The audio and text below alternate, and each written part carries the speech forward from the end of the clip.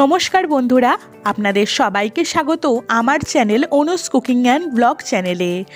আজ বছরের প্রথম দিন, আপনাদের সবাইকে জানাই নতুন বছরের অনেক অনেক শুভেচ্ছা।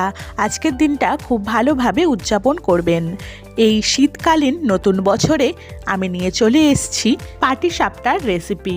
প্রত্যেকটা বাড়িতেই এই শীতের সময় নতুন গুড় উঠলেই প্রত্যেকটা বাড়িতে পাটিসাপটা তৈরি হয়ে থাকে। খুব সহজ পদ্ধতিতেই আজ এই রেসিপি শেয়ার করব আপনাদের সাথে। তো চলুন ভিডিওটি একটু স্কিপ না করে পুরো ভিডিওটা দেখতে থাকুন। প্রথমেই নিয়ে নিয়েছি বড় বাটির 1 বাটি সুজি। মিক্সার বোলের মধ্যে 1 বাটি সুজি দিয়ে সেই বাটির পরিমাণে 1 বাটি জল দিয়ে দেব। ভালোভাবে কিছুক্ষণ মিক্সড করে নিলাম। একদম গাঢ় পেস্ট একটা তৈরি হয়েছে। এই পেস্টটি একটি পাত্রের মধ্যে প্রথমে ঢেলে দিয়ে উপর থেকে দিয়ে দেব 2 চামচের মতো আখের গুড়। আপনারা এখানে ঝোলা গুঁড়ো ব্যবহার করতে পারেন বা খেজুরের গুঁড়ো ব্যবহার করতে পারেন। উপর থেকে অল্প একটু লবণ ছিটিয়ে হ্যান্ড ব্লেন্ডারের সাহায্যে ভালোভাবে মিক্সড করে নেব।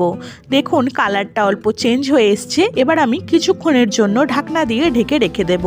অন্যদিকে ফ্রাইং প্যানের মধ্যে ঘি অল্প একটু গরম করতে বসিয়ে দেব।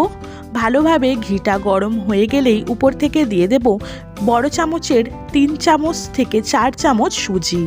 আমি এখানে পাটিসাপটার পুরে নারকেল ব্যবহার করছি না, কারণ অনেকেরই নারকেল খেলে গ্যাস অম্বলের সমস্যা হতে পারে। আমি এখানে সুজির ক্ষীর পুর দিয়ে পাটিসাপটাটা তৈরি করব। সুজিটা হালকা লালচে হয়ে এলেই উপর থেকে 500 গ্রাম দুধ আগে থেকে ফুটিয়ে ঠান্ডা করে রেখেছিলাম উপর থেকে আস্তে আস্তে ঢেলে দিচ্ছি। পুরো ক্ষীরটাই আমি দুধের মাধ্যমেই করব, কোনো রকম 1 ফোঁটা জলও ব্যবহার করব না। ভালোভাবে নাড়াচাড়া করে নিচ্ছি। কিছুক্ষণ ফুটে এলেই উপর থেকে 2 চামচের মতো গুঁড়ো দুধ ব্যবহার করছি।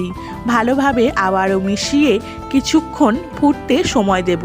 মাঝে মাঝে হালকা নাড়াচাড়া করতে হবে, না হলে লেগে যেতে পারে। এই রকমভাবেই ভালোভাবে ফুটিয়ে নিয়ে আস্তে আস্তে কমিয়ে নিচ্ছি। এবার উপর থেকে দিয়ে দিলাম 8 চামচের মতো এলাচ গুঁড়ো। এলাচ গুঁড়ো সেন্টের জন্য খুবই কিন্তু ভালো লাগে। এবার দিয়ে দিচ্ছি অল্প পরিমাণে লবণ আর পরিমাণ মতো চিনি। আপনারা এখানে নিজেদের মিষ্টির অনুযায়ী চিনি ব্যবহার করবেন, কারণ পাটিসাপটার ব্যাটারেও কিন্তু আমি আখের গুড় ব্যবহার করেছি। সেই রকম বুঝেই আপনারা পরিমাণটা দেবেন। কিছুক্ষণ নাড়ার পরই আস্তে আস্তে দুধটা ফুটে একদম গাঢ় হয়ে আসবে। প্রায় 15-20 মিনিট নাড়াচাড়া করার পর যখন ক্ষীরটা একটু গাঢ় হয়ে আসবে, উপর থেকে বড় চামচের 1 চামচ ঘি ছড়িয়ে ভালোভাবে মিশিয়ে নেব। এতে ক্ষীরের গন্ধটা খুবই ভালো লাগে। দেখুন বন্ধুরা, এখন কড়া থেকে কিন্তু ছেড়ে যাচ্ছে। এই রকমভাবেই ক্ষীরটা আমি তৈরি করে ঠান্ডা করে নেব। পরে পুরের জন্য একদম রেডি হয়ে যাবে। অন্যদিকে আধ ঘন্টা ঢাকনা দিয়ে রেখে দিয়েছিলাম পাটিসাপটার ব্যাটারটা। একটি পাত্রের মধ্যে অল্প একটু ঘি নিয়ে বেগুনের বোটার উপরের অংশ দিয়ে কড়াইয়ে চারিদিকে ঘি মাখিয়ে নিয়ে গরম হয়ে এলেই উপর থেকে ব্যাটার দিয়ে ভালোভাবে গোল করে নিচ্ছি।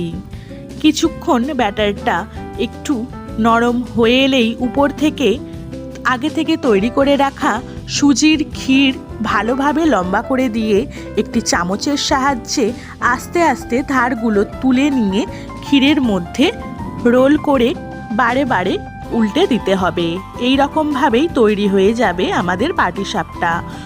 তো বন্ধুরা, এই রকমভাবেই আমি সব কটি পাটিসাপটাই তৈরি করে নিয়েছি। খুব সহজ পদ্ধতিতে আপনারা সবাই এই পাটিসাপটা তৈরি করতে পারবেন। ভিডিওটি ভালো লাগলে অবশ্যই লাইক কমেন্ট শেয়ার করবেন, এবং যদি রান্নাটা ভালো লাগে নিজেদের বাড়িতে তৈরি করে আমাকে কমেন্ট সেকশানে জানাতে কিন্তু ভুলবেন না। তৈরি হয়ে গেছে গরমা গরম পাটিসাপটা পিঠা। এই রকম রেসিপি আরও পেতে চাইলে চ্যানেলটা এক্ষুনি সাবস্ক্রাইব করে পাশে থাকা বেল বাটনটি বাজিয়ে দেবেন বন্ধুরা। আজ এই পর্যন্তই। পরবর্তী সময়ে আরও নতুন নতুন ভিডিও থাকবে আপনাদের জন্য। ধন্যবাদ সবাইকে।